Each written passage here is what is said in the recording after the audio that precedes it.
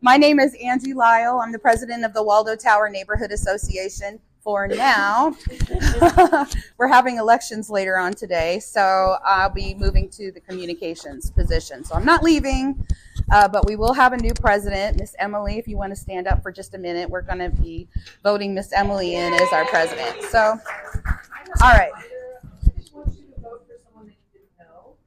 Well, we'll do. Yeah, we'll do election stuff after all of our big presentations. So if you're a member of the Waldo Tower Neighborhood Association, you'll get to vote for the new slate. If you're not a member of the Waldo Tower Neighborhood Association and you're here for the Bingham meeting, that's totally fine. We are a neighborhood organization that's run completely by volunteers. We are just completely passionate about Waldo.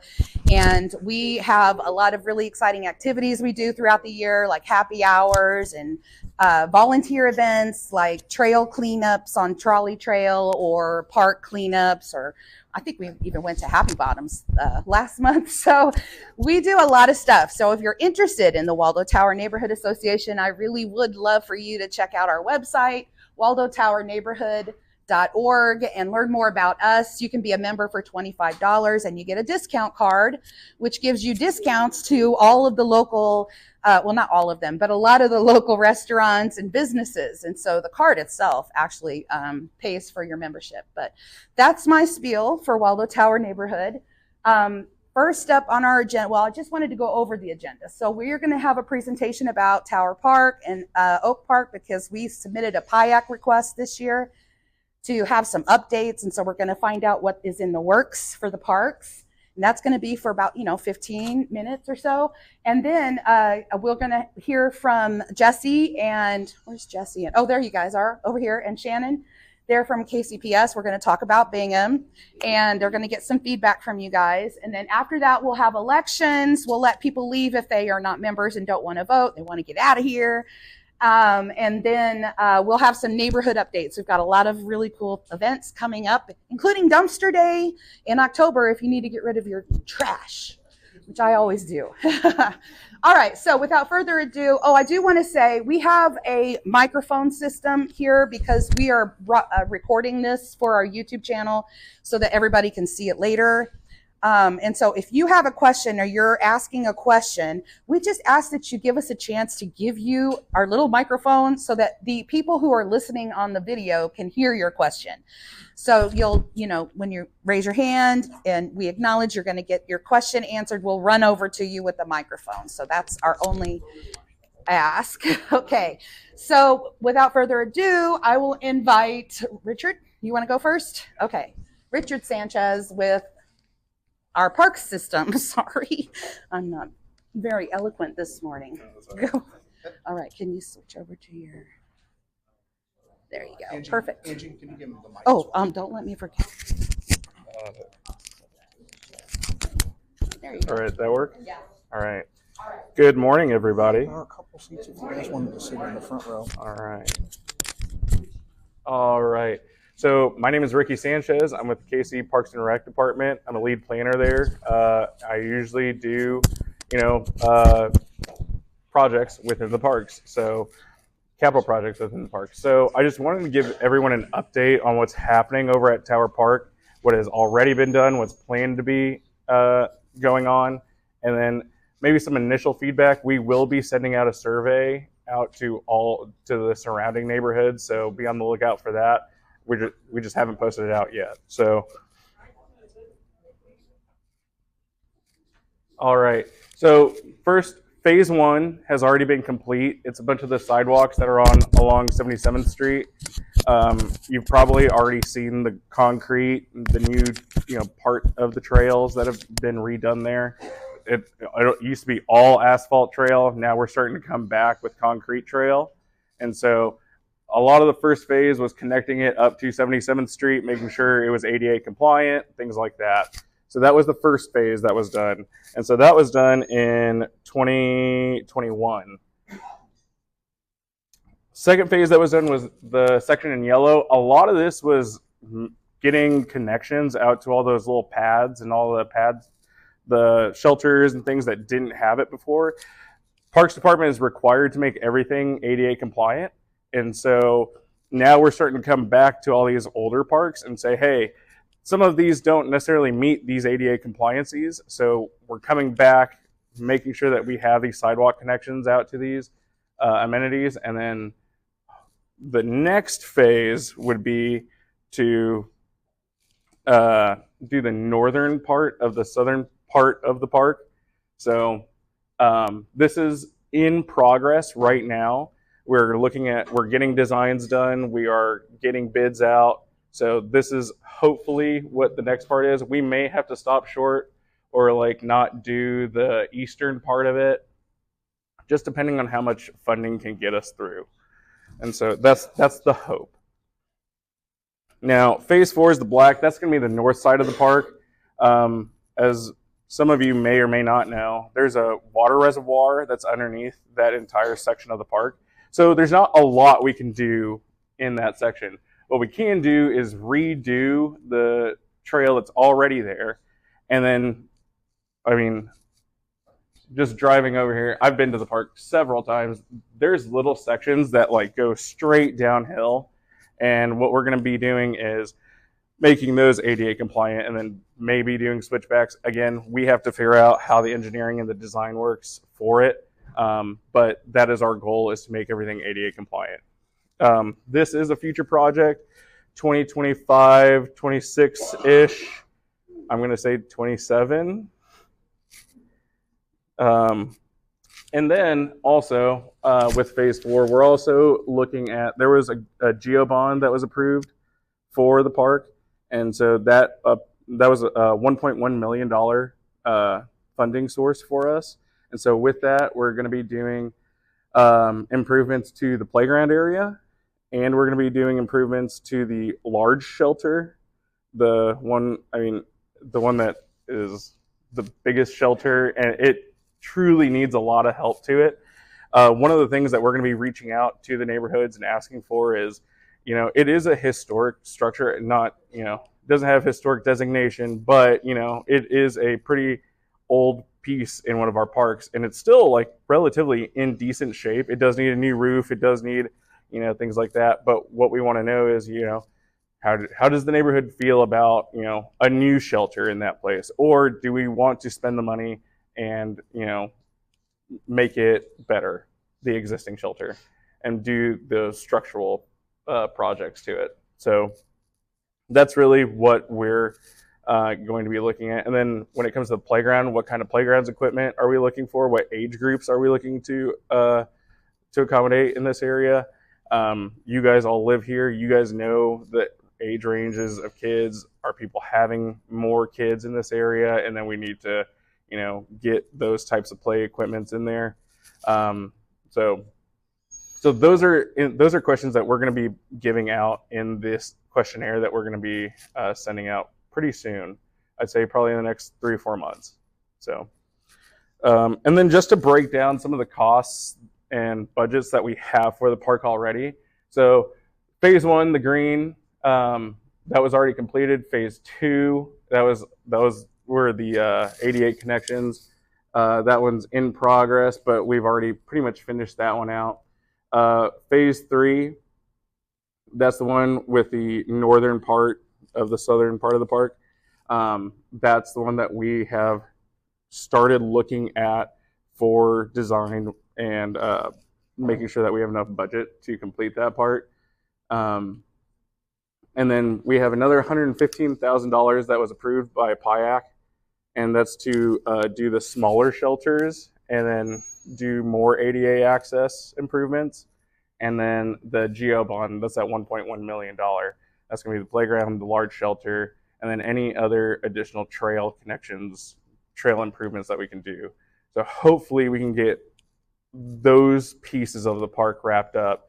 And then if there are any other additional projects that the neighborhoods see that we need to focus on in the future, I think that we would like to start implementing almost like a mini master plan for it. And what are the areas that need to be invested in, and how can the Parks Department help? So I think that pretty quick for me. If you wanted to go next.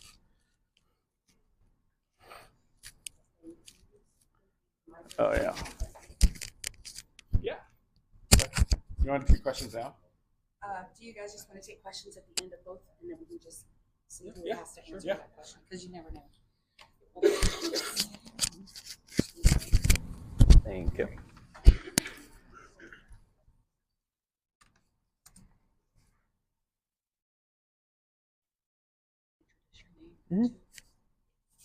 Hi, everyone. Good morning. My name is Burke. Just to give a little bit of background, I work for Bridging the Gap. Bridging the Gap is an environmental nonprofit based out of Kansas City with a focus on just systems. And our organization does anything from planting trees, managing recycling centers, protecting native lands, as well as doing small home repairs.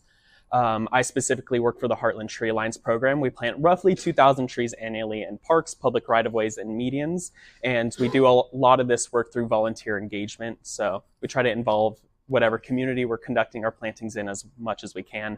And then I'm today here trying to work with the neighborhood as well to try to collaborate a bit to see how we can address those needs. So I submitted a PIAC proposal for District 6 around Tower Park. It would include 35 trees, which we would plant with a volunteer workday. We would mulch the trees, plant them, and provide watering bags, and then we would also water the trees for the following 2 years, and then prune them about 3 to 5 years after planting. The total budget I submitted was $20,650. When we're thinking of why we need trees, Kansas City's canopy coverage lies at just 32%, and through looking at the Kansas City Forestry Master Plan, we have the potential to raise that by an additional 20%, and we definitely need to do that. Our canopy is rapidly declining due to pests, diseases, and new construction. As we're looking at an increased tree loss, we're also seeing reduced carbon sequestration, which is limiting the area's ability to absorb carbon dioxide. We also get the urban heat island effect, meaning that with fewer trees, you're kind of finding super hot points within neighborhoods. So if you're kind of taking like a little thermo gun, you can kind of scan it underneath a shade tree on a hot summer day. It may read to 80. You walk 30 feet over, scan it on a unshaded pavement, and all of a sudden it's 100 degrees. Without trees, we're also noticing higher rates of flooding. Without those root systems in our soil, we're limiting the area's ability to sort of absorb that water rapidly, so we're not seeing any flooding happening. And then we're also seeing declining air quality, especially given that we're kind of near Warnall, Truce, both are highly trafficked, and then we're pretty close to I-71 as well. So higher rates of particulate matter in the air can really lead to higher rates of asthma, COPD, heart disease, and many others. Yeah, so as of now, when I last looked, we can pull it up really quick. So far, the PIAC has kind of passed the budget approval. Parks has approved the kind of planting plan and then budget estimates. And so far, it looks like the council district is like, yeah, this looks like a good project. It hasn't fully gotten approved. They're still debating if they can kind of fit it in, like how can we get this project in the works. I'll say also when I created this sort of park planting plan, all the blue dots indicate a tree. This was before I knew of any of the other work going on at Tower Park. I also know that there's plans to maybe take down those current shelters and kind of rework them maybe a bit. So all the trees that are located near there can definitely be shifted around a bit to make sure that any construction that's going to come through isn't going to be impacted by those trees. But yeah, that's kind of all I have to share.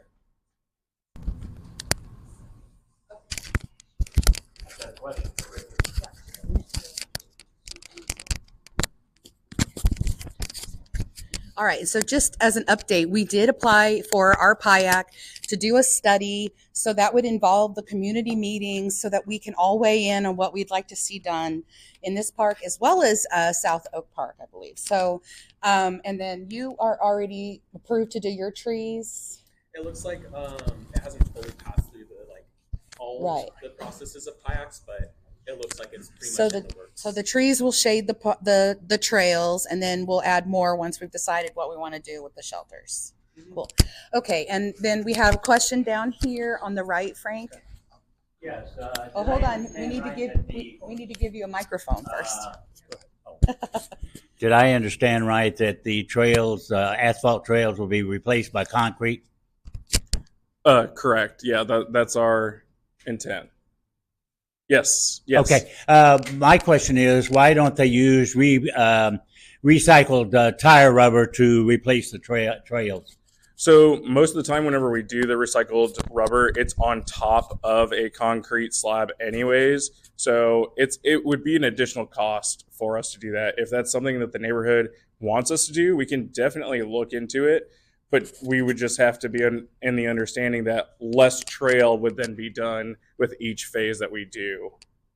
But we have to have that concrete trail underneath it anyways. So they've considered the recycled tires. I don't think that we've considered it. It's just if we want to complete the entire trail of concrete and then add the rubberized trail afterwards, we can do that. I guess I'm not familiar with the process. I didn't understand that you have to put the concrete down, then put the tire. Yeah. My understanding is you just put the recycled tires down without the concrete. No, I mean we require concrete trail everywhere. It's a requirement. It's a requirement of the Parks Department. That way the trail lasts. I mean, we've seen it last over 30 years whenever we've started doing the concrete. That's why we stopped doing asphalt. Yeah. I think we had a question over here. Just your statistics for tree coverage, was that for the whole city? 32% or something like that? So within the urban forest master plan, you can kind of look at the city through different neighborhoods, and those stats were specifically for sort of the Waldo Tower neighborhood. Okay. Mm-hmm. Question, and then we gotta move on with our agenda. How is the survey going to be sent out? Yeah, we plan on sending out a survey to the neighborhoods and then asking the neighborhoods to send them out to all the residents of those neighborhoods. So that's the plan for now. We have not, created the survey yet. This is just the very beginnings of this planning process. And so before we spend the $1.1 million, we definitely want everyone's input. So this is the very, very first meeting, very first time we've gone out to the public with any of this. So we'll make sure to get everyone's input. And I just want to add to that we found out this was a blessing that we found out about when we went to the PIAC meeting and requested our PIAC. We found out that all this was being planned, and so that's why we started, asking for the study versus just going out and asking for specific improvements for the park, because the study is what gets us all on the same page. So I think okay, you want to ask one more question? All right, one more, and then we got to move on to our. Several of us are trying to remember where there's a restroom. If there's a restroom, is it porta potties? There is a restroom there. It's on the south side. It's right off that main drive that goes into the park. By the big show. Yeah, it's by the big show. Tower Park or South Tower Park? Tower Park. Yeah. All right, great. Thank you, gentlemen, so much for coming in and giving us that little update. And we will be emailing out that information when we get the study for sure. Make sure you're on our member list. There's a sign-up sheet in the back. If you didn't get a chance to sign in, you can add your email. We'll make sure to get that email out to you to start weighing in on the parks stuff. All right, so next up on my agenda is KCPS. So I'm going to invite Jesse Lange and good friend. Okay, Shannon Jacks. There you go. You guys gonna have to share your little microphone. Okay, we'll pass it back and forth. Good morning, everybody. Good morning. My name's. There are some more seats through here if folks. Oh yeah, you don't have to stand necessarily. All right, my name is Jesse Lange. I work for Kansas City Public Schools. I've been with the district since 2011. I oversee the planning and real estate arm of the district. If you don't know me, that's pretty typical because most of you are probably familiar with Miss Shannon Jack. She led the repurposing department over at the school district for several years, and so you probably have met with her at some point. But we're excited for you to be here today, and I'm so glad you came out on a Saturday morning, and we can talk about Bingham. But before we talk about Bingham, there are some few things that I do want to highlight as a district employee. There's a lot of great things happening in the Kansas City Public Schools right now, so just make sure that folks are aware of that. A few years ago, we've been seeing enrollment increases every year. So schools in this area continuing to see enrollment increase, which is wonderful. Article in the Kansas City Star this week, Lincoln College Prep, #1 high school on the Missouri side. Wonderful news. Also, in April of last year, for folks that didn't hear, we passed a general obligation bond to fund improvements to public schools. First one in 58 years. Very important, very necessary. So we're really getting some things rolling in a lot of our buildings, which is very cool. One in your area, Hillcook Elementary School, seeing some very needed improvements over there as well. Every school building is receiving at least $5 million. Hillcook is receiving $12.5 million because we're doing more work there, in addition to all of those boring things on the list like building envelope and plumbing and blah, blah, blah. Facility expansion, that's really important. So a few years ago, we put trailers. I'm not supposed to say trailers. We put cottage classrooms on the back side of the school. Currently, we have Spanish out there. I don't think instrumental music, but there's a couple folks. We do not have Spanish. Okay, sorry. iSpark, that's right. That's what she's trying to do. So we have some things going on out there, but we do have need in addition to expand the building. So there will be an addition onto Hillcook to alleviate some of that capacity issues, which is wonderful. So look forward to that starting. So just want to share that. Today's discussion, we want to talk about Bingham. So the district plans to solicit reuse proposals for the site. So we'll talk about kind of the history of Bingham, how we got to this point, and what that means moving forward. Before we do that, though, we want to make sure we get community feedback on what you all would like to see there at the site. So kind of an interesting opportunity for all of us to come together like this. We did it a few years ago, but we want to revisit this as we look to solicit proposals this time around. We're also going to discuss at the very end an update briefly also on the Robeson site, because that was requested as well. The Robeson School site, yeah. So a little bit of background and timeline. The school closed 2001, used as a district warehouse, declared surplus in 2010, and 2011 is when the district started their repurposing program with all the schools that had closed at that time. That's when Shannon came on board and I came on board at the same time as well. As part of that process, we did something that looks just like this. We came together with the community, had a site tour, talked about the uses that we'd like to see, went out, solicited proposals, got some proposals back, and brought them to the neighborhood. The first one we had was a contract with the Price Chopper over there in Waldo. They originally had a plan to move the store, build a new location. Then they decided to go ahead and just remodel that store. So then that contract fell through. Next entity was Walmart Neighborhood Market. Brought that to the neighborhood. Folks weren't interested in the neighborhood market for Walmart, so that did not move forward at that time. So that's why that didn't happen. We demolished the building in 2016. We've talked a few times regarding some interim uses with the community. Last time we talked with folks was in 2022 when Shannon was here. And so we talked about some additional district needs of the site, some interim uses, as well as some interest and some exploration on a possible relocation of the Kansas City Public Library. So this branch. So maybe some of you participated at that time as well. And then in the last few years, kind of related to our bond work and our facilities plan in our district, there was a need to establish a middle school south of Brush Creek. Based upon enrollment, we're moving to grades 6 through 8 middle schools, so we required another one coming online.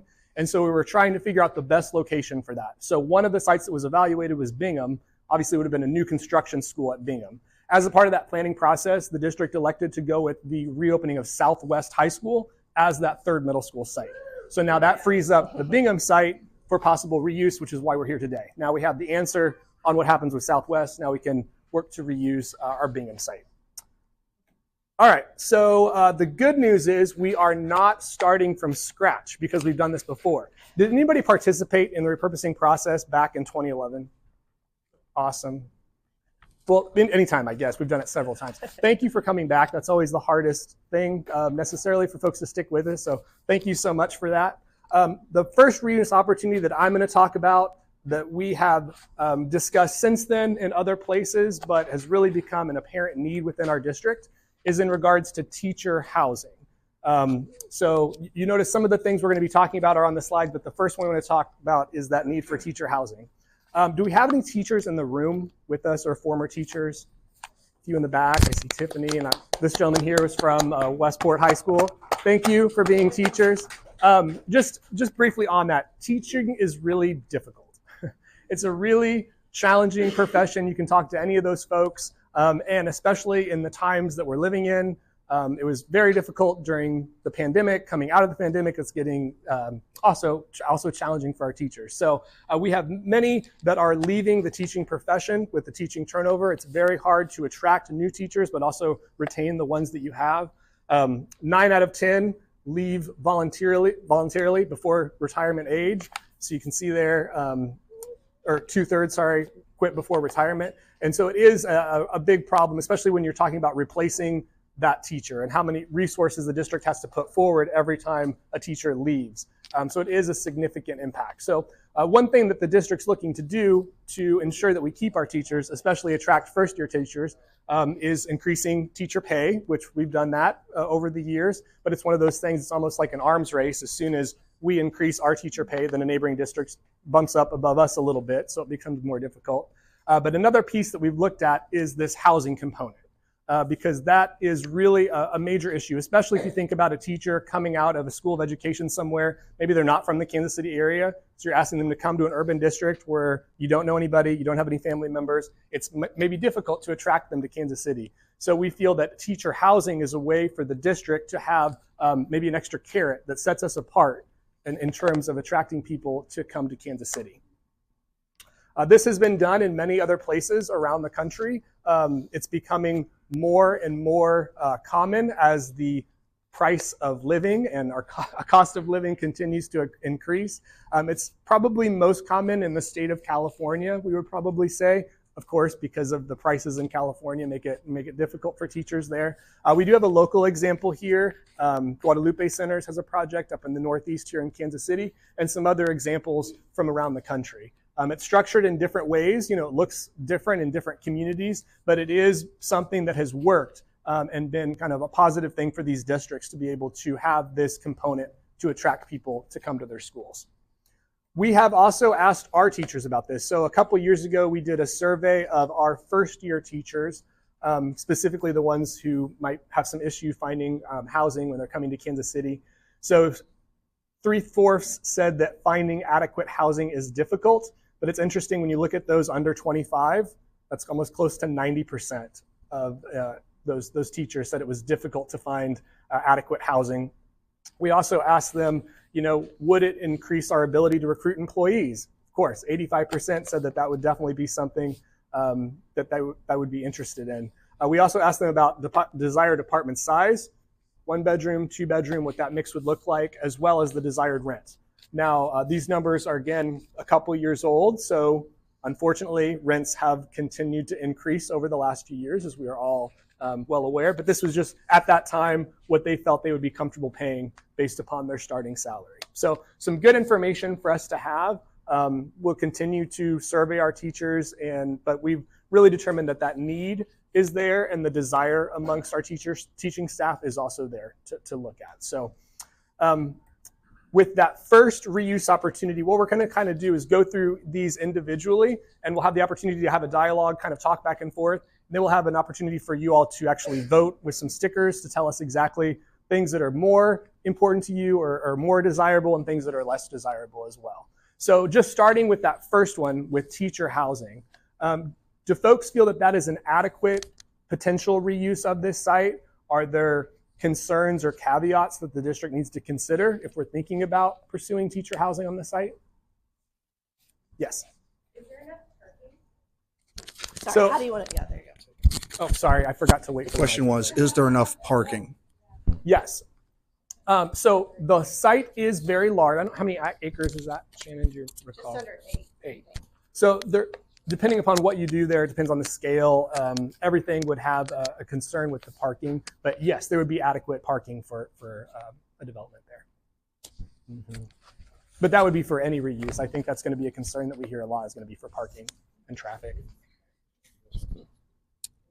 Along that, Jesse, with those apartment sizes there, what's your density that you're targeting? How many teachers do you need at that location?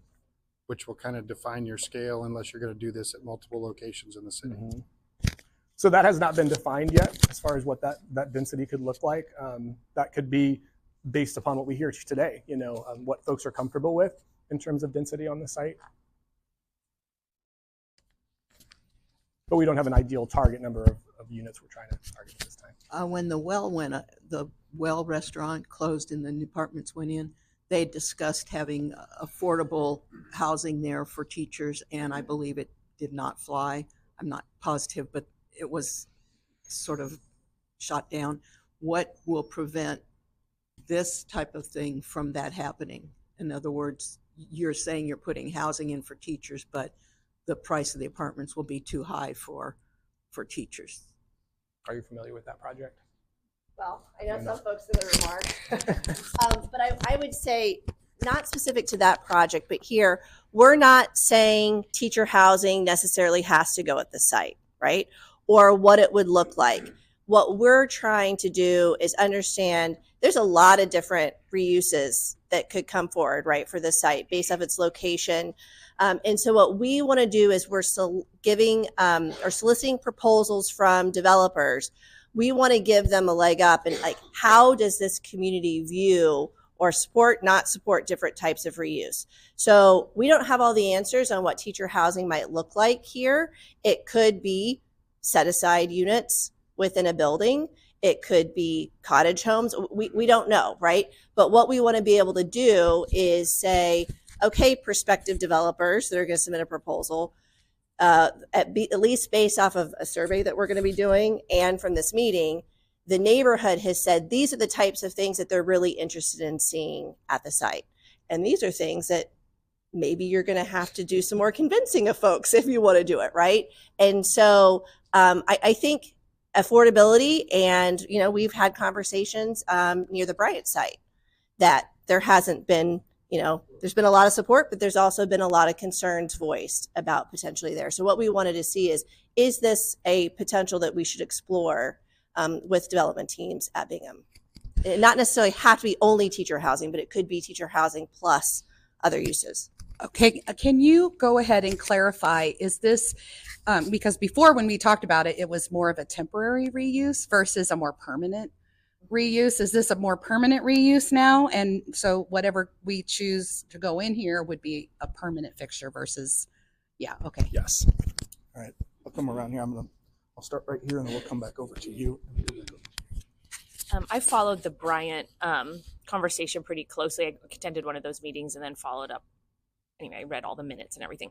I'm hopeful that, because I think it's my kids are in Kansas City Public Schools, and I do know teacher retention is a challenge. I really do hope that the district can work with neighborhoods to make something like this happen, and I really hope that Waldo can be more welcoming than some of our neighbors to the north. And I don't mean to sound snarky, but I hope that this community can embrace the idea of that.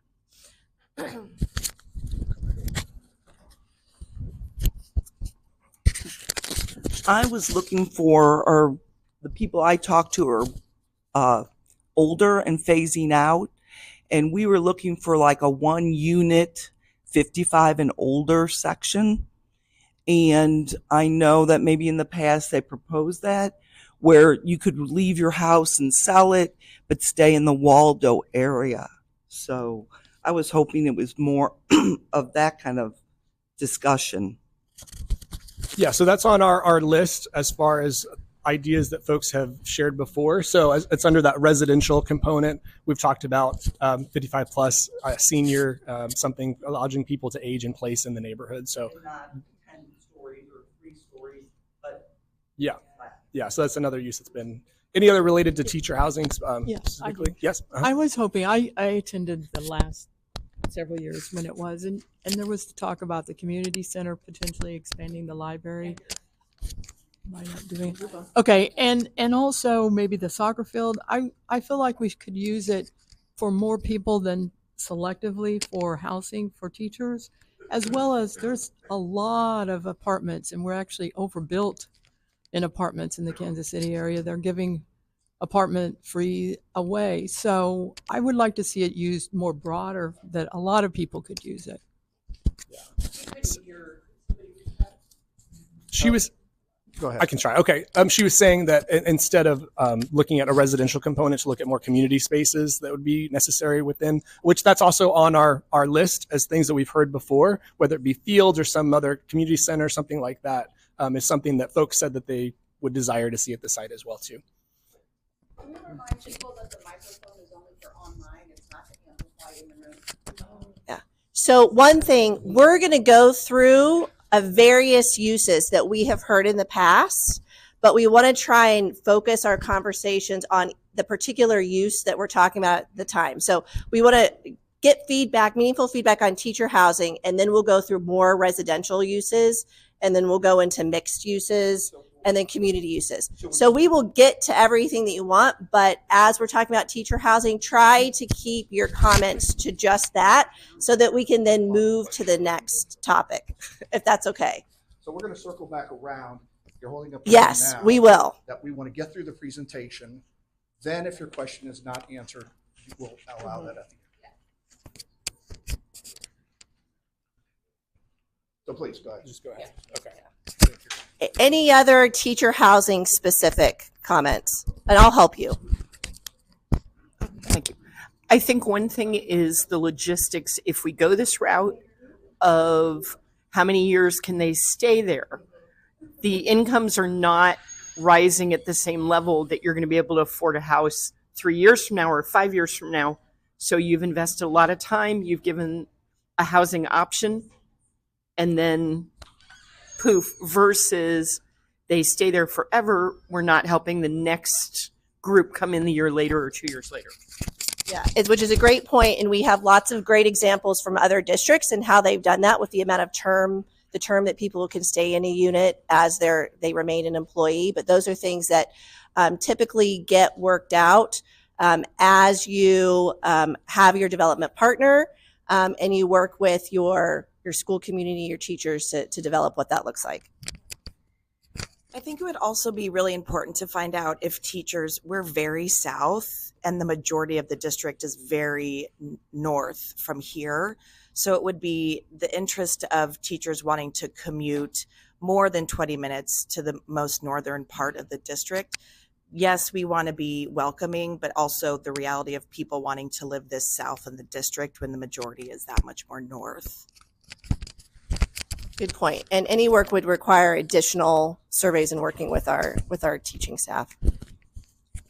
With regard to teacher housing, do you see like an ongoing school district involvement in the site in terms of like operational or financial support, or is this more of like a deed restriction you set aside and you manage it going forward? Yeah, so that's a good question. I think one of the things that we want to do is understand kind of development partners, what they see as where they'd like to see the district participate or not. I mean, financially, at least when we talk to folks in the Bryant community about it, it was more, hey, the district can contribute the land value into the project, but not financially into, there's not money coming out of operating.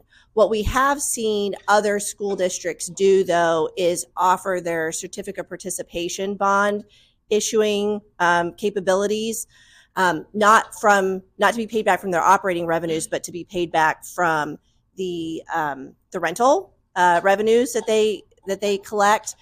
We're still exploring some additional information with those districts, but it would be, at least from the school districts, typically at least are managing the wait list and the interest from teachers. So that's piece, but they're not serving like as a management company or anything like that. So you have those distinctions between the district responsibilities and the developers. Hi, forgive me. I'm going to back up a little bit and maybe just get the initial premise. The property is going to remain your school district's going to maintain ownership of the property regardless? No. In our conversations around the Bryant site, which is further north, which has lots of crazy deed restrictions and some limitations there. So that was a unique situation where you talked about holding on to ownership of the property. For Bingham, we anticipate surplusing it, selling the site. What we're exploring are is teacher housing a potential here? And that could be just an agreement with the developer for a set aside of a particular number of units for district staff, right? Or teaching specific staff. So Well, maybe I can cut to my own chase here. What is the likelihood that the property could be left for, like, some sort of green space without having to be developed, overdeveloped in buildings and so forth and such? I mean, if it's your property and you need to account for it, on the ledger, I understand everybody wants to exploit that and make a bunch of money on it. And the school district is certainly entitled to their, whatever they need or deserve. And I'm just curious, does it have to be something, brick and mortar? Right. So we're going to get to the community uses. So I will answer it. I'm going to ask the next person to refrain just to talk about teacher housing. So if that's something that the community was like an overwhelmingly, here's what they want, I guess we'd have to talk with Parks or some other organization that manages green space, right? We have explored those in the past, but it's honestly been a really long time since we've talked to the city about that at sites. We did convert one other school site to working with Parks Department, is now a neighborhood park. But any other questions, comments about teacher housing? And if we could go to one of our board members, Josh Jackaway right here, maybe we could go to him first. I was next. I just have kind of an alternative perspective to the question about if there's enough parking or about the sites being on the southern end of the school district. It is a very well situated area for being on the main Max bus line and on the 75. Also, in other bus lines that go to other parts of the city. So that kind of addresses both the idea of needing more parking. This is one area of Kansas City where it's really easy to get around without a car. And if we're trying to attract younger people, being more sustainable might be an attracting factor for them. So I don't know if there's still minimum parking requirements, but it's a really great location for being on the bus line. Come over here.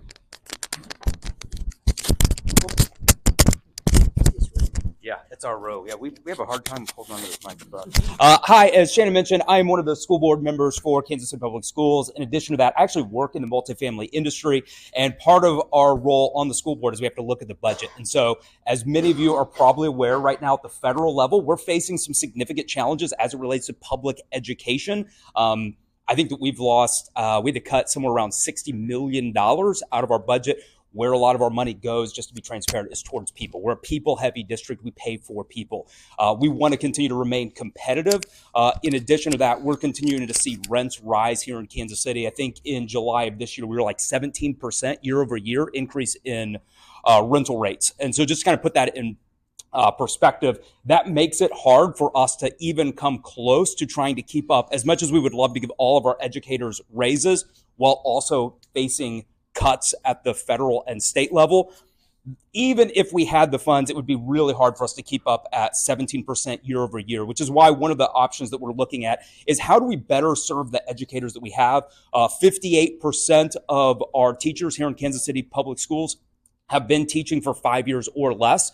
If you look at kind of surrounding areas, that is a very high number. So we do know that a number of our teachers, just to be kind of fully frank, we carry the water for a lot of school districts. We are educating first-year teachers, second-year, third-year, fourth-year teachers who inevitably leave our district and go to surrounding areas to educate their students. And so that the first 3 years of a teacher's life cycle is one of the most challenging things. And so what we would love to do is figure out how we can keep them beyond that 5 years. We're investing a lot in them. One of the things that we know is that cost of living is really high. We see a lot of those families living are a lot of those teachers living in farther outreaches from where our families live. So they're having to look at places like out in Shawnee, Lenexa, on the Missouri side, Grain Valley, down in Belton, Raymore. Those are all districts that are growing, and they would love to have our teachers there. And that's why, as Shannon and Jesse are sharing, we've had to really start to think creatively, what could we do as kind of an extra incentive as a district to serve the teachers that we have, to serve the students and families well by continuing to have those veteran teachers. Like, we would love to have more teachers who have been in those positions for a decade or longer. We don't want to see some of those trends continue. So that's kind of a little bit of kind of from the board level why we've talked and said, hey, could we explore alternative things? We know we have a number of sites across the district that we could get creative in utilizing. And that's not to diminish green spaces. Green spaces are nice. So that's not to say that those aren't valuable, that there's not a lot of value in people being able to age in place inside of the neighborhood. It's just why we as a district are saying our primary calling is to serve our students, families through that lane first and foremost, which is why we've kind of, like as a board, kind of commissioned Shannon and Jesse to kind of help explore and push down that path. And I'm always available if anybody wants to talk more about any of those details to ask questions. But I wanted to kind of add a little bit more nuance to that, if that's helpful. Yep. So we'll take maybe one or two more comments on teacher housing, then we'll move to the next type of reuse. Yeah, on the Southwest campus, is there any way we can make that mixed use and build the teachers' housing? That's a large piece of property down there. So the Southwest campus is going to be utilized for our third middle school site.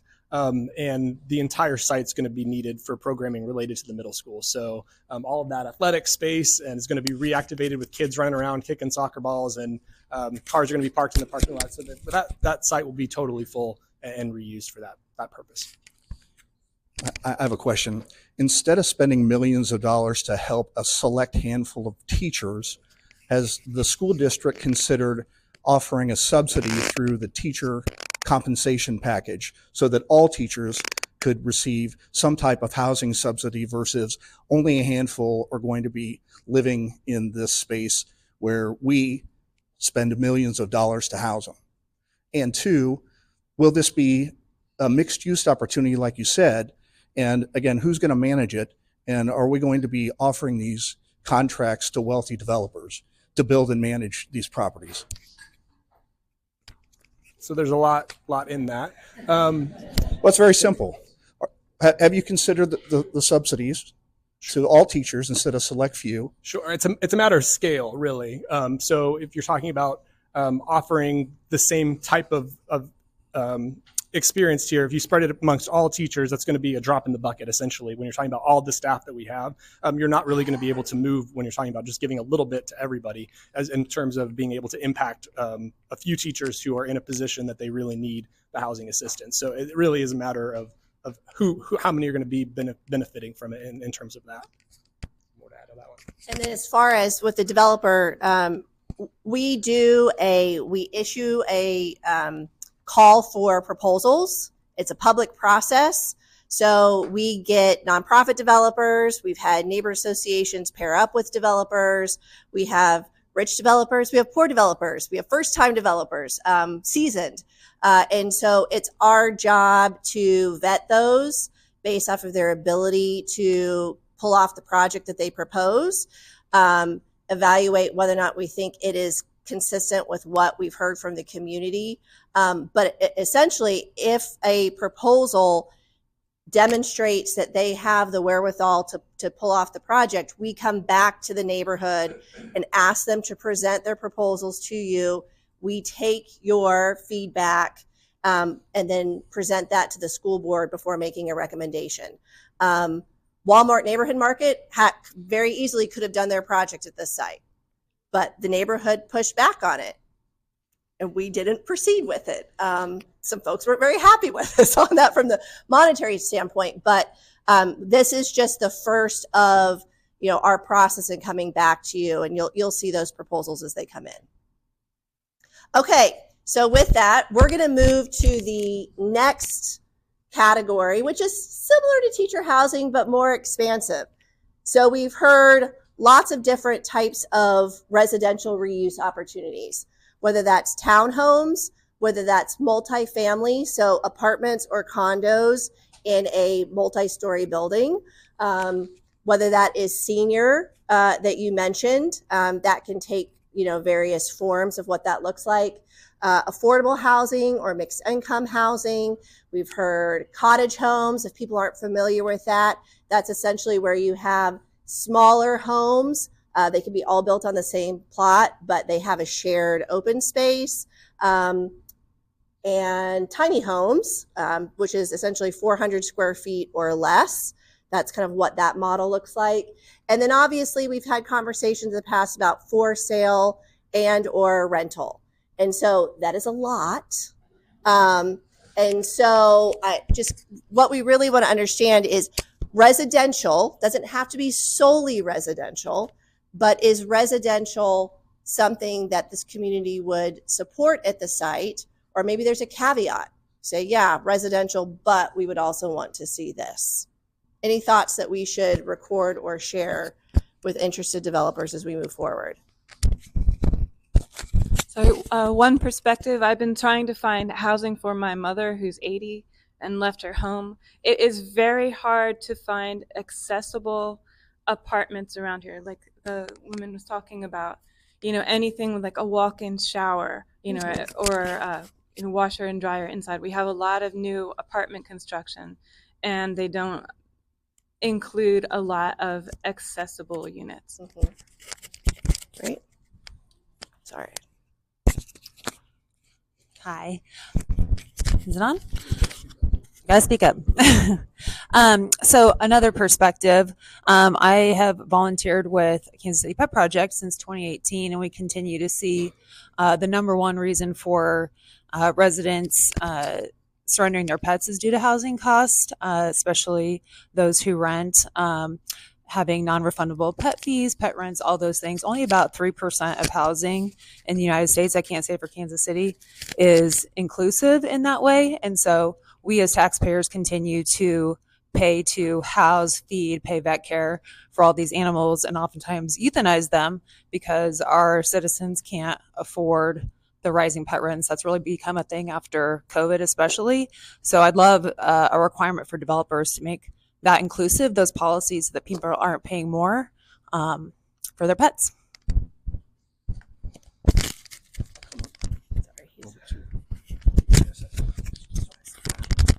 Who's going to hold the developer to their word in all of this? Because we have seen way too many times where the developer says A and does B. So I want to know who's going to hold the developer truth to power. Yeah, good question. So we have a couple of different avenues to do that. We have learned over time. Some things have not worked, so we've changed them a little bit, right? So we have a couple of avenues. A property use description agreement. It's a document that gets recorded with the deed. So when we sell, we also record that document that outlines, here are the allowable uses. This is what you pitched to the community, so this is what you were allowed to do. We also, now there are parts of that that get released after they build it out.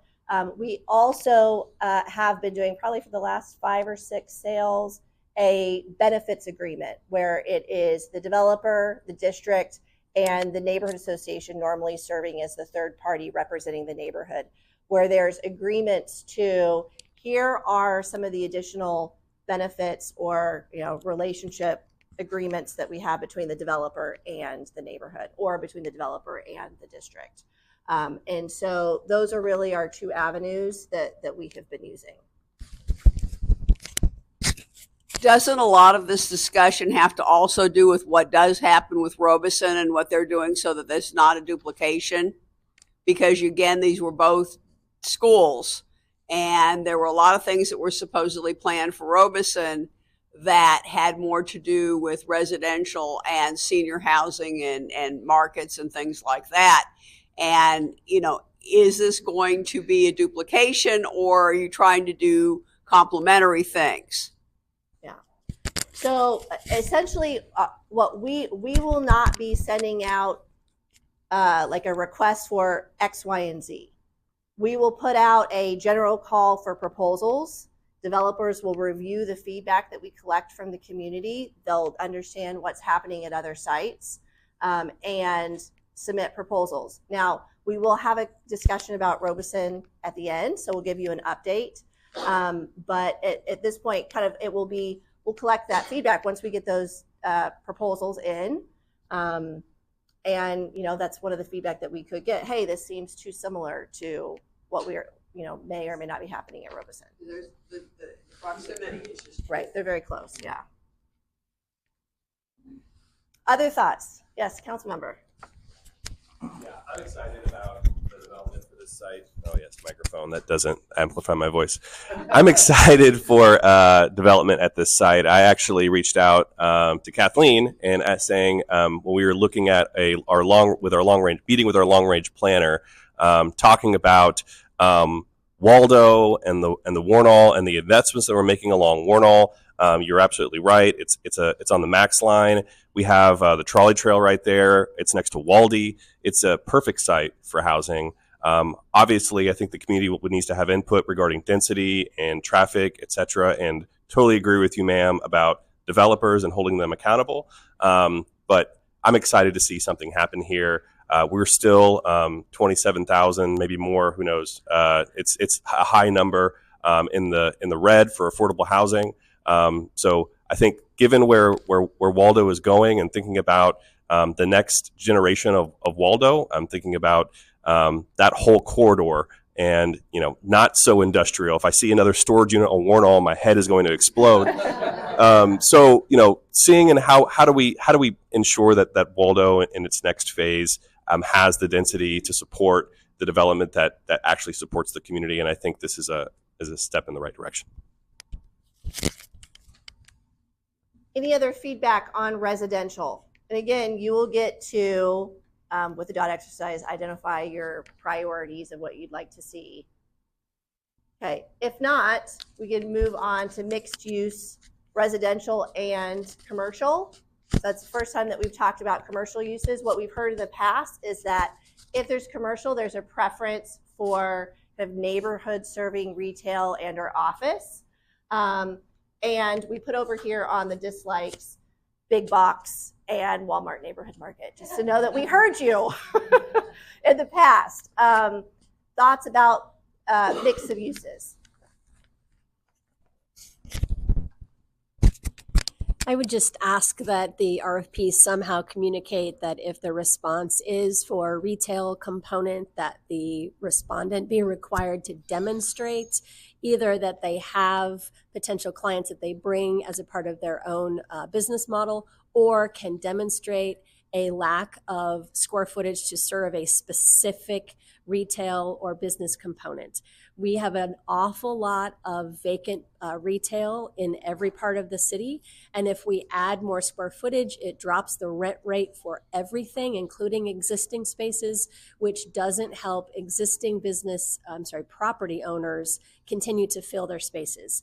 If we add something new at that address, we're likely going to empty out what's not already filled at 75th and Warnall now. And so I really get uncomfortable when we talk about sort of pie in the sky, mixed use, retail housing, when in many cases those retail spaces never fill up. Thanks.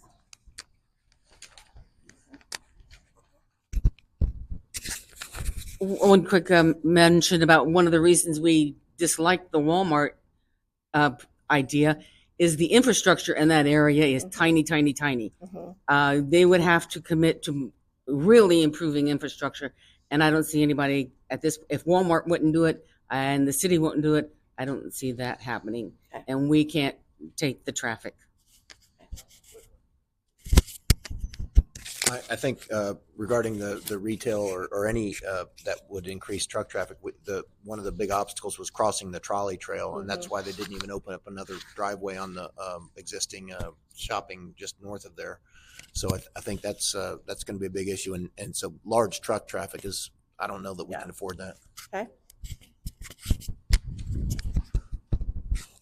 I think from a mixed use perspective, I would certainly be more supportive of the idea of maybe some residential and even mixed residential? Is there a reason that you couldn't combine some teacher housing benefits, some senior housing accessible? In fact, with universal design, there's no reason any apartment shouldn't be accessible this day and age.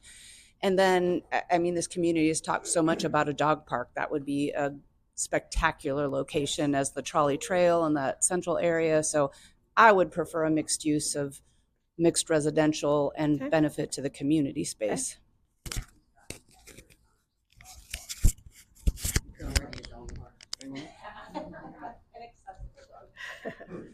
Any other comments about mixed use? Oh, sorry, I didn't even advance it. Okay, so let's talk a little bit about what we were talking about last time. I just want to see, give you a little bit of update that I got from the library CEO, Abby, and just to know that Joel Jones, deputy director, he's fabulous. There we go. I did not know that. So he's here as well, in case I don't get any of this right. So, so generally, when we met in 2022, there were questions about the potential for this branch to relocate at the Bingham site, something that the library was exploring at that time. But generally, it was positive. But I wanted to let you know that earlier this year, the library, they kicked off a facility planning process as well as a community listening and engagement initiative. Those will both be completed in early 2026. So Abby Yellman, the CEO, she indicated with those processes ongoing, they can't say at this time right now that for sure that they're interested, like that this is the site, but they still want to consider it as a long-term option. So we have been keeping our dialogue going as we have moved through the process of like, were we going to explore it for a school or not? And so we wanted the library to know, hey, we're having this meeting today. We wanted to get feedback.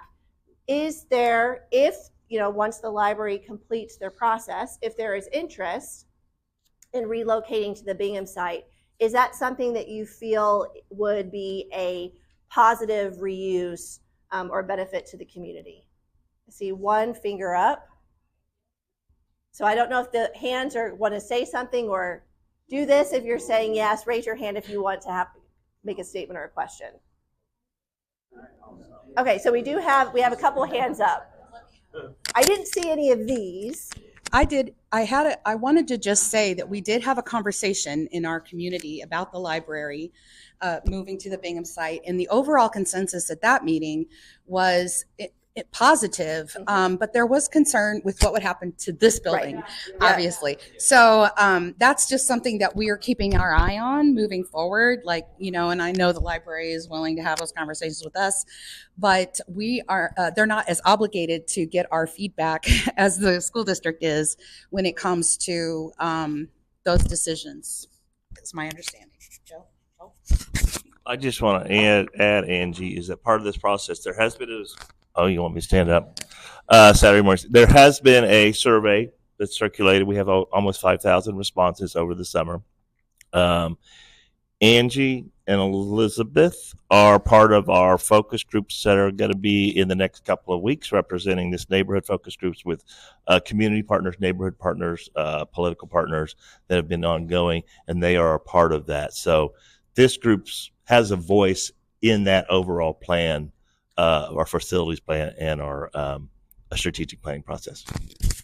And what I would also add is, we're getting the mic over to others, is that the library, at least on that initial conversation, would not need the entire site. They don't want the entire site. So there would be some potential for some mixed uses if that was something that they were to pursue. Tiffany? Sorry.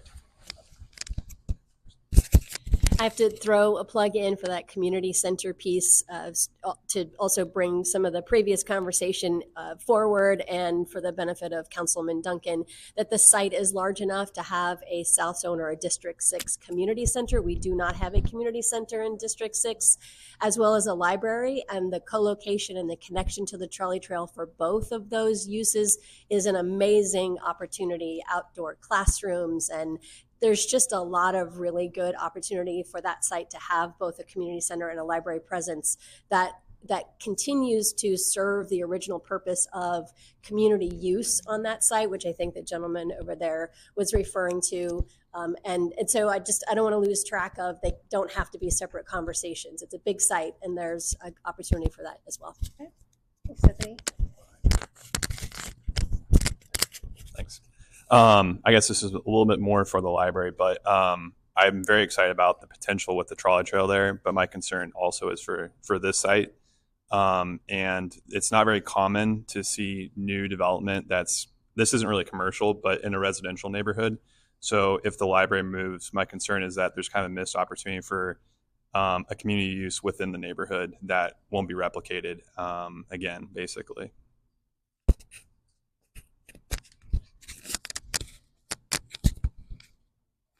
Okay, yeah, I think we have some right here, and then we'll move to the next. Where are we going? Right here in the hat, and then. Thank you. Just curiously, does the library need to move? Is there a desire, or do they not have enough room, or you just don't like the building? Or it seems like an ideal location right on 75th Street. You've got good parking. I'm just curious if why they want to move. Joel, I don't want to speak for you, but do you want to say just a real short? That's why we're doing That's why we're doing a comprehensive facilities plan for all of our facilities throughout the library district to determine what our needs are, what our priorities are, what our budgetary limits are. So your question should be answered out of that facilities plan. As Shannon said earlier, that should be completed January, February.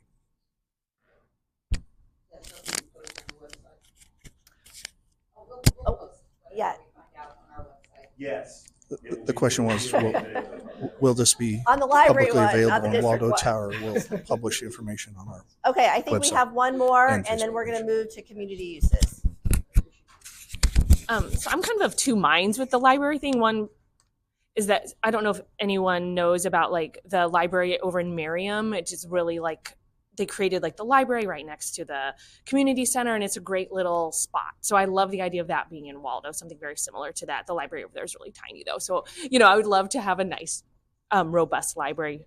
But on the other flip side, I feel like this neighborhood does, and I think it was mentioned earlier, we have so much empty space, even within walking distance of here, like within half a block of here, we still have so much empty space. And so the idea of this like hulking building sitting here empty makes me really uncomfortable.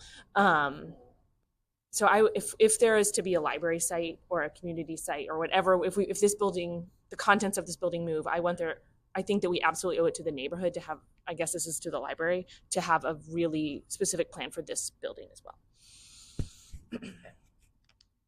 All right. Thank you guys for all that feedback. We're going to move to the next. So no surprise, this is always a fun part in all of our discussions, is the type of community uses that people would like to see for sites. Obviously, sites that once served as schools, people always viewed them as part of the community. So how do you do that? So things that we've heard in the past is that you don't have a nearby pool, athletic fields, dog park, which got mentioned again today, and then community gathering spaces.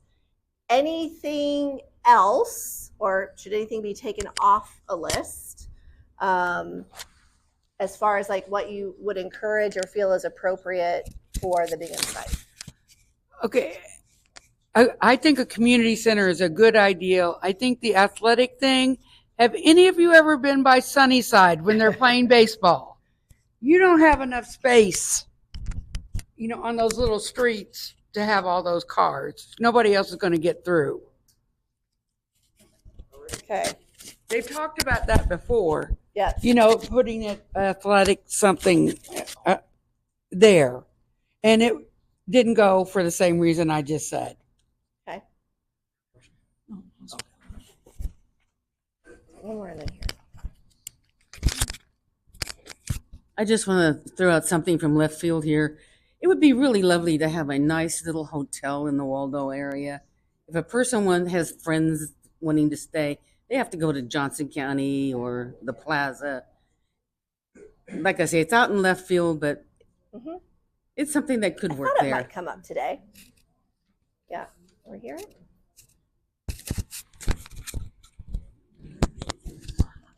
So, as our school district continues to grow and numbers in the actual south part continue to grow, our local neighborhood schools are getting $12.5 million because we are busting at the seams. I will speak from personal experience and speak for my school community and friends. We go to the Kansas side for community centers for everything. We cannot hold birthday parties at a local pool. We cannot host anything. The only good space for a community is HJ's has been a huge asset to be able to have a rentable, clean, new, updated space. I am agreeant on the athletic fields. I think that space, I have small children who play athletics, and I don't know that space is equipped or big enough to actually serve a need or a purpose.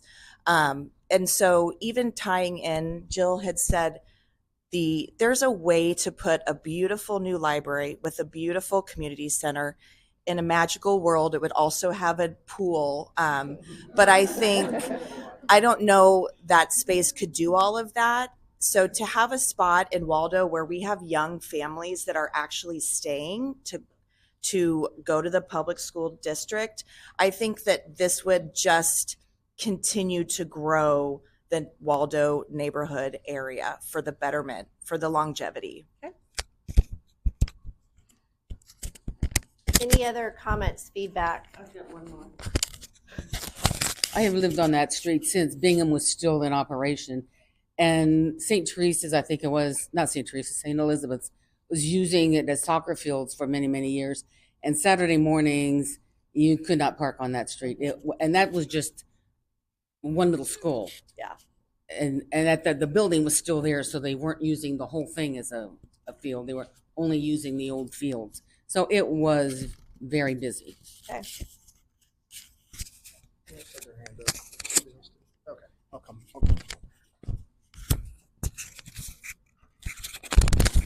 One thing I think we don't want to do in our community is reiterate space that we already have that we aren't currently using. It's kind of a common theme we've heard throughout the meeting. If we look at Tower Park right there next to you, there's athletic fields in Tower Park, and I jog with my dog around Tower Park, and I never see teams playing there.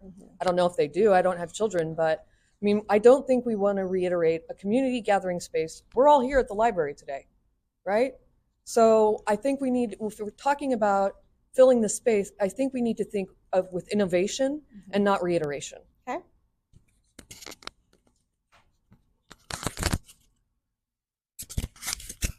Okay, we got time for two more. Oh, we haven't heard from you, so I definitely want to, is that okay? Okay, two more of these two, and then we're going to move on to the next piece. I'd like to advocate for the dog park, especially with Southwest High School being something that a lot of residents use in that capacity, and that'll certainly go away as that becomes a middle school.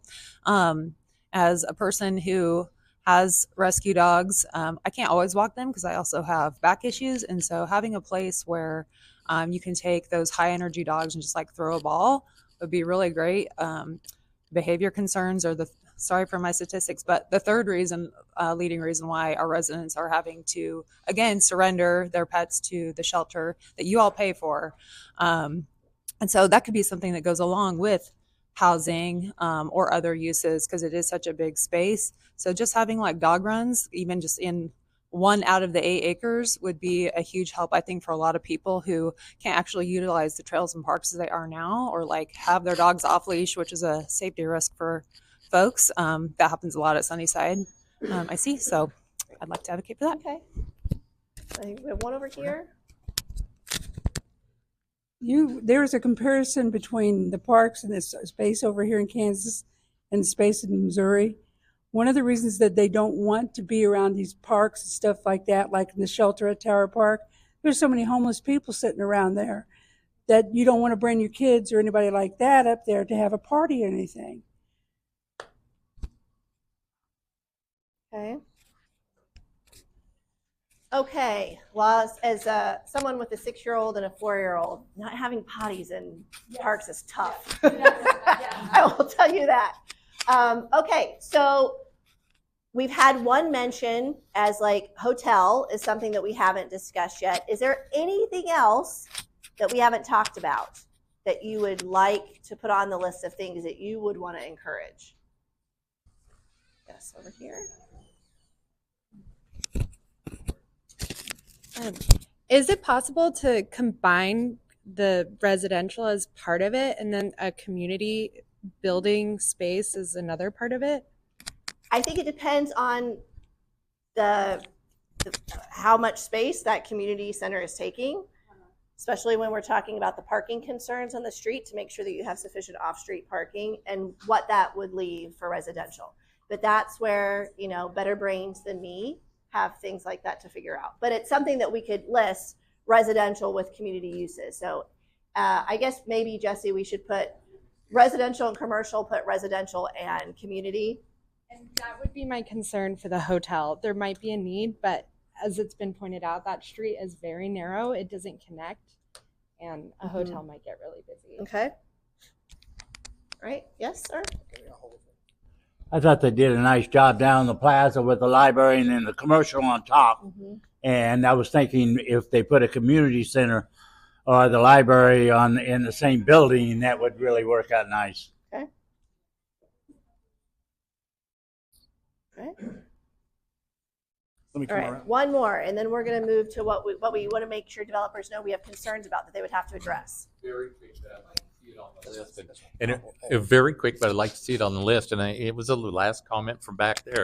Thank you. Okay. How about a homeless shelter? Get it on the list, and then you can all say what you feel if it were to come back in. Okay. But there are opportunities. There are very successful ones, and it needs to be addressed. Probably not at this place, but somewhere within the Kansas City area. Okay. Thank you. All right. So with that, because we want to make sure we have a little bit of time for you guys to think about what those your priorities are. So challenges, dislikes.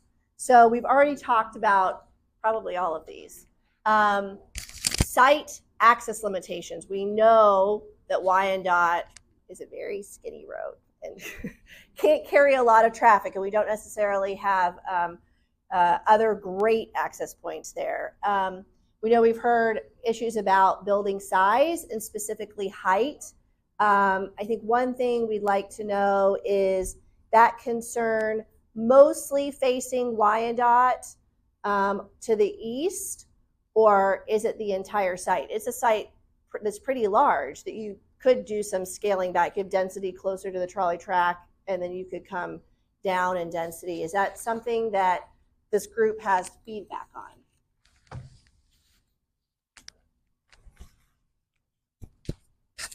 I think one of the biggest concerns that I remember when we were talking about Walmart at that spot was the lighting in the parking lot and all the light pollution that would come from something like that. So I think that would be one of the concerns that you might want to consider. Okay.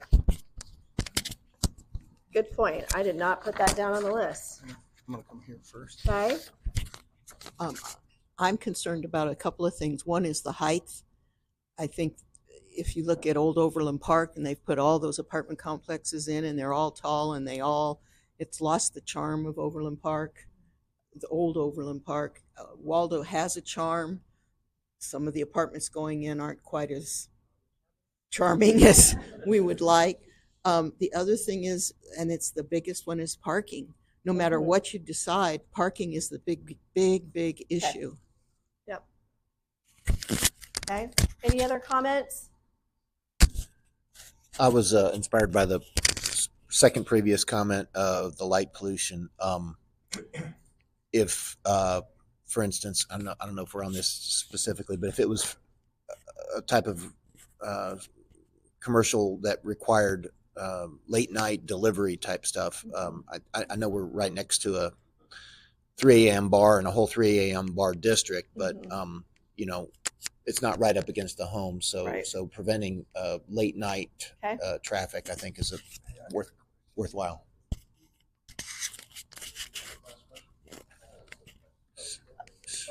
Oh, here and then, What about security? You know, if you put something there that becomes a security issue or a crime problem, it'll be a major failure and debacle for the Waldo area. Okay. So these are good because these are things that we can ask the development teams to identify how they would address the concerns that you're raising. Joel? I'm going to take my library hat off on this comment and put on my community member hat. How does this interact or work with the property to the north, access from the north, the Firestone, that corner shopping center? I think that will be a important thing for the developer to consider. How does that meld together? Yeah. And just so folks know, when we had the conversations with Walmart, they had planned on negotiating an agreement so they would have an easement to access the site from the north. I honestly don't remember exactly how far those got, but that was part of the discussion. Any other concerns that you would want raised? Hi, everyone. My name is Andrew. I'm actually one of the owners of the Waldo Apartments, Waldo Flats over there. And I thought maybe it'd be helpful. So there's 44 apartments in our building. It's a wonderful cross-section of the community. I've got people who are teachers at Hale Cook. I think we've got 2 of them there. And we're all market rate, but they can afford one of our smaller 1-bedrooms. We've got older people who have sold their homes in Waldo, but don't want to leave the library, don't want to leave their church, who live in our building. A lot of them don't have cars. So this site is probably too big for me, so I don't think I'm in the running for any of that, but I just thought, to get an idea of who lives in this community. A lot of people who can't get around by car, right? So we've got a gentleman whose wife is in pretty severe assisted living down the road, but he doesn't want to be too far away, but he's not ready for that himself, right? He still wants to have some freedom to walk around, but he doesn't have a car. He's got mobility issues. People with sight issues who can't have cars. Of course, a lot of our residents do have cars too, but this site is so nice in terms of access to the Max line, access to some of the other areas that, it's a nice place for residential for some people who don't want to live a car-centric lifestyle. How much parking do you have in that building? 36 spaces. And is there any of it open? It's all available for residents. What are the open spaces that residents aren't already taking? I think we've got 2 right now that are free. Yeah.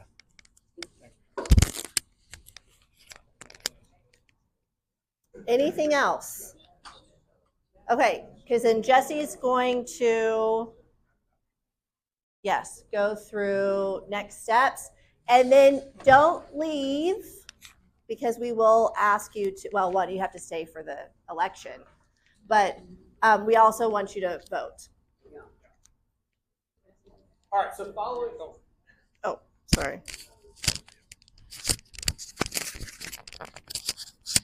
So following our meeting, we'd like for you to come up and we're going to give you 5 green stickers, which are things that you like and you can put them anywhere. And we're going to give you 3, they're supposed to be red, but they're pink. And I'm saving money, so I'm using what we have. We're going to use pink stickers. That means you don't like it. The pink can also go anywhere. It could be just reiterating dislikes on the right, things that you're like, yeah, for sure, I hate that. Or you could put them, on the other side with some of these options, like, hey, I hate that. Make sure that you are aware of this. So just please participate. It helps us. The comments today were very helpful. Thank you for participating. It's going to really make the solicitation process go a lot better for us. But also, if you do the sticker exercise, that'll help as well. So next steps, we would like to begin marketing Bingham and packages it with some other sites, hopefully in November. The timeline kind of gets pushed off as we have been. It's been difficult to get folks together and come together with public meetings, so we appreciate getting the chance to join. But make sure they know everybody can vote. Everybody can vote up here, not just not just people who are voting for the neighborhood officers. Yes. Mm-hmm. Yep. We're not going back in time. Angela, president, said that. Yeah. So in November, putting together the solicitation package. So what happens is we take all the feedback that we've heard today. We kind of outline some of those things from the development teams. Hey, folks are really concerned about X, Y, and Z. So when you give a proposal to the district, how are you going to satisfy X, Y, and Z? That makes it a lot easier for us as we're evaluating what comes in. Internally, we'll receive those proposals after the first of the year. January, February 2026 for sure. And then what we'd like to do is vet those proposals and bring things back to the neighborhoods in the spring. So we'll bring back the viable proposals and allow you to see exactly what's being proposed by different development teams and ask them questions. So a lot of the questions that you're asking today that we want them to get to in their actual response to the proposal, you'll have a chance to ask them face to face. So, how is traffic going to look? How is access going to look? How is this going to interact with other properties? What market studies have you done? So some of those opportunities will exist at that time too. You have a question about that? I'm going to walk up here for a question. Is Robeson and Bingham being addressed at the same time, or are you dealing with Bingham first and then taking some of this feedback and kind of thinking about it for Robeson? So I will get to Robeson in like 2 seconds, but this is just for Bingham. Yep, this is just the Bingham solicitation. Yep. So we'll come back in the spring and talk about, hopefully we'll have some great proposals for you to look at, and we'll see what's out there. Then just before we proceed with the contract, we have those additional meetings with our neighborhood. Another part of our process that Shannon alluded to earlier is before we finalize our sales agreement, we do negotiate benefits agreement. So before we close, that's an agreement between neighborhood association, school district, and developer, where we outline exactly things that the neighborhood would like to see. So that looks different in each community, but how the property is specifically going to add to the benefit of the community. So that's a really nice opportunity for all of us to engage as well. So we're going to keep on talking throughout this process. Basically, that's what the slide means. So Robeson site update popped up briefly here. We do have developer from Robeson with us here today. He's going to be available hopefully after the meeting. He has to run for coaching, so he might not be able to, but he said we could share his contact information as well. Mr. Sean Pickett is in the back. Just to give you a brief update, and then maybe Sean can pop in here. So the school district no longer owns the Robeson School site. We sent out some communication with that recently as they've been continuing to put together financing as far as that development goes. The timeline thus far is demolition, I believe, in the fall, looking to demolish the building. They've done some seeding work in the last couple weeks on the field space. Grading on the field space, and then with the intent to have that fields ready to go in the springtime. So that's the timeline for the Robeson project. So again, the district doesn't own that project. Sean said he would be willing to answer questions for folks afterwards if they have specific questions about the Robeson project and exactly another status. Could you clarify that you're going to demolish that entire building, or if you're going to demolish only part of the property? I'll let Mr. Pickett. We're going to demolish the main aspects of the middle of the property. There's still a possibility of keeping the pool and the gymnastics buildings that are newer and don't have a lot of infrastructure to them. And I'm still trying to maintain the theater. It would have to be completely redone based on the damage we've had to it. But that's currently what the current revised plan looks like. And that'll be determined as soon as, with permitting with the city more than anything else, as to some of that depends on parking. So we just need to look at those things with the city as the permitting process starts for approval of what's being demolished and what's not.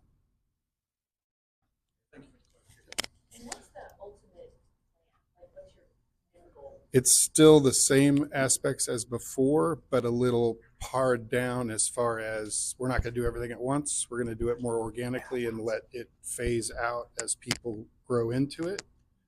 So right now it's instead of a 2-phase project, it's now a 5-phase project, starting with the community and the athletics and some small residential. And I was here mostly to get your all's input about this property, since we haven't broke ground yet, to make sure in our programming to adjust things for what you all need that this project may not get. And so that's why I'm here, other than to update you, rather than because we're still fluid. And I wanted you all to know that I am continuing to be a developer that's going to be held accountable to what we're working with the community about. I have been offered to sell to other people have offered to buy the property, many times over the last 6 years, and I've denied that and rejected that.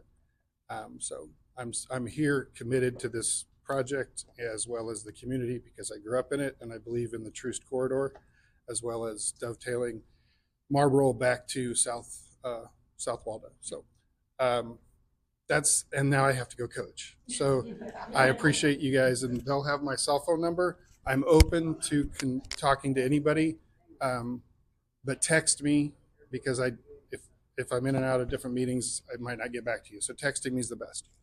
Thank you. And the next piece of that, the part of the benefits agreement with that property includes a formation of an advisory committee of community members that can be a part of that as they guide that project forward. So as soon as I have all the funding in my bank account, we will set that first meeting. Okay. That's why it hasn't started yet. Okay. I don't want people wasting their time until I know I'm looking forward. Okay. I think the agreement has individuals. The agreement will define what's in that. We'll follow that agreement.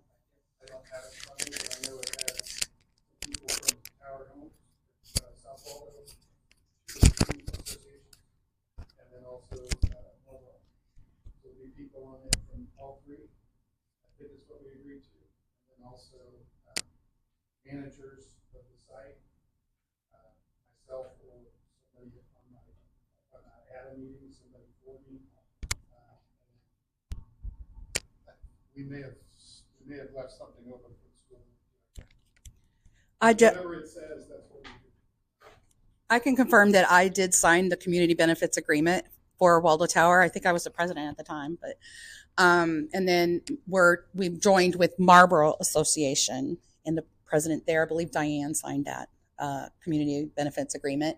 And for those of you who don't know anything at all about the original project for Robeson, what we had thought was going to go in was some 55 and older housing and kind of like a gated community situation, but also some athletic courts, some basketball courts.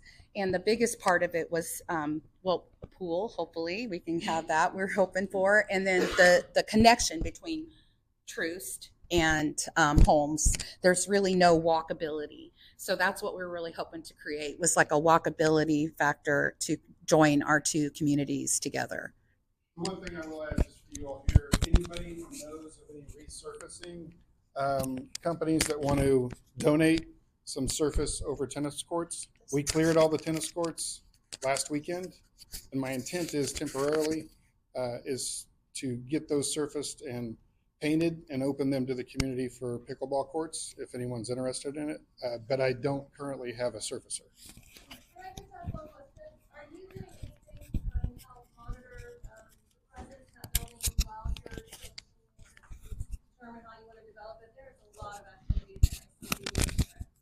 So I work with the neighbors on the north and two neighbors on the south. My city inspector lives behind it, and neighbors across the street on homes.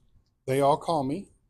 I have a maintenance guy that's there and does the mowing, and we're on property or on site at least 4 times a week. Anytime we see a breach, either my inspector tells me about it or he does, and we cover it back up. There's people in and out of it every week. So we're attempting to keep it out of it. We're doing better with some of the security on it. I'm aware of the situation, and I'm continuing to spend money on it, and I will continue to do that. Part of what we did last weekend, clearing all the brush on the backside, will help with that. People can't hide back there anymore. So yes, you bet. I gotta go. Thank you very much. All right. That concludes the school district's portion of the presentation. Again, if you have dots, we would appreciate you voting after the elections take place. We ran out of dots for folks on this side. So we're going to work with you. We'll use markers for you all, and we'll make sure that we mark on there for your votes. Yeah. Sure. Are you wanting us to just put one dot next to each item? The question is, you can put if you love something, you can put 5 dots by something if it's really important to you. Yep. Yep. Yes. Yeah, it's just what you're into or dislike.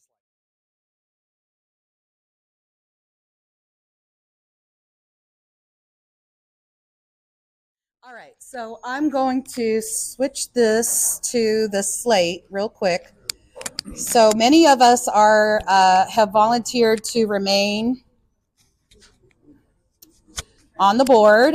Some of us have we're going to switch positions.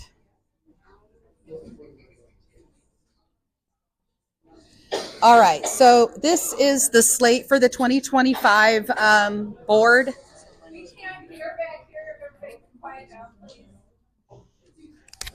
All right, I'm going to call your name and stand up when you hear your name. So Emily is volunteering to be president, and Joe Bianco is volunteering to be our vice president. Lenny Constance. Okay, she has decided to step up as our director of finance, which is the hardest position for us to fill.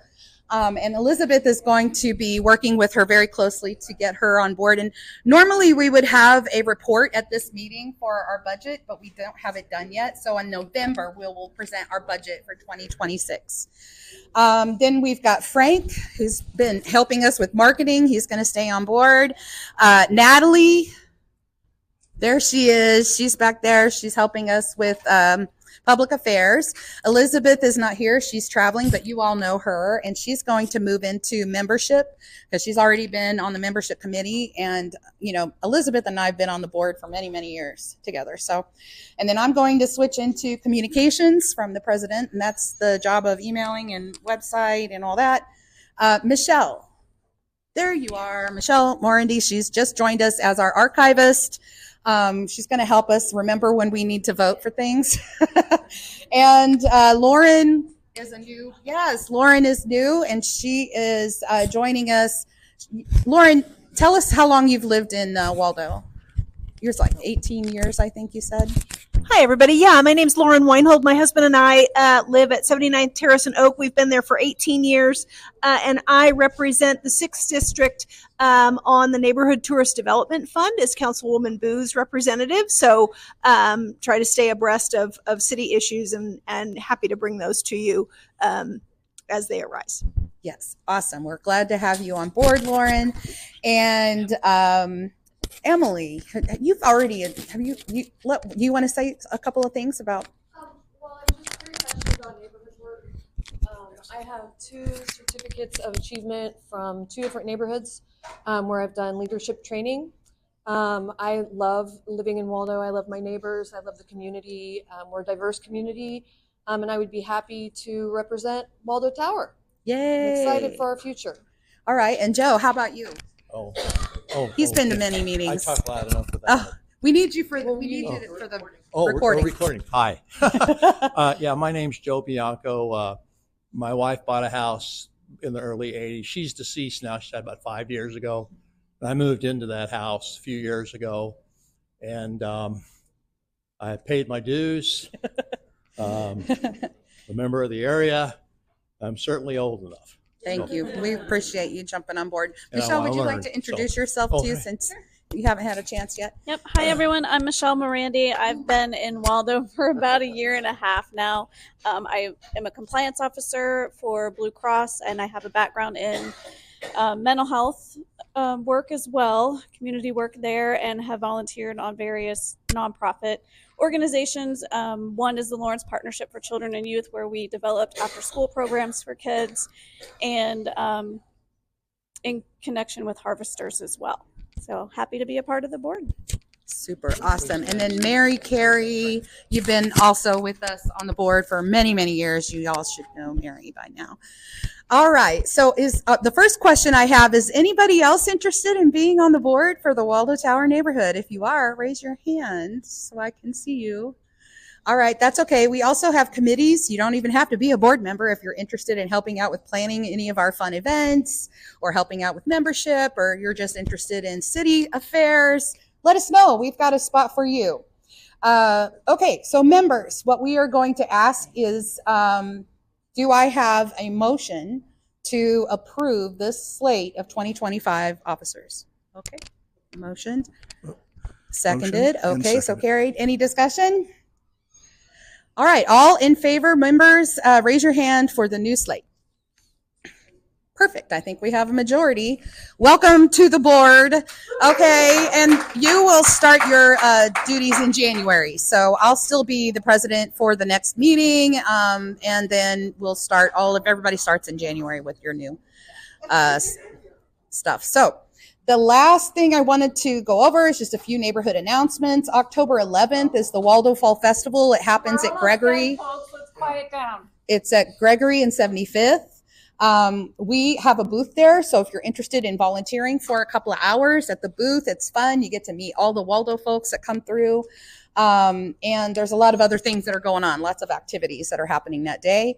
October 18th is our 6th District Dumpster Day. You don't have to be a member to partake in this. You can bring all of your trash. We'll send out a message. You can bring also brush and trees, and not whole trees, but you know what I mean. And then let's see, October 25th, a night of magic and mystery at Tower Park. This has previously been kind of like a trick or treat situation, but we have been adding some more adult type entertainment. We had flaming acrobat folks there last year. They will be there again this year, and some musical performances. So we really hope that you'll come and join us for that. And then we have a happy hour scheduled for December 2nd at the Piano Room, the new location right there at 75th and Warnell. And Salumi Rose will be providing us with some appetizers. And if you're a member, you just need to RSVP and let us know you're coming. Does anybody else have announcements for the neighborhood? Actually, where did Katrina go? Did she leave? She had a handout. So Katrina Foster was here from 6th District. So she had six district handouts back on the table, so be sure and pick that up, because there's a budget hearing meeting coming up for the Kansas City budget, and it's before they've actually done the budget. Most of us, when we go to those hearings, the budget's already done and we just say whether we like it or not.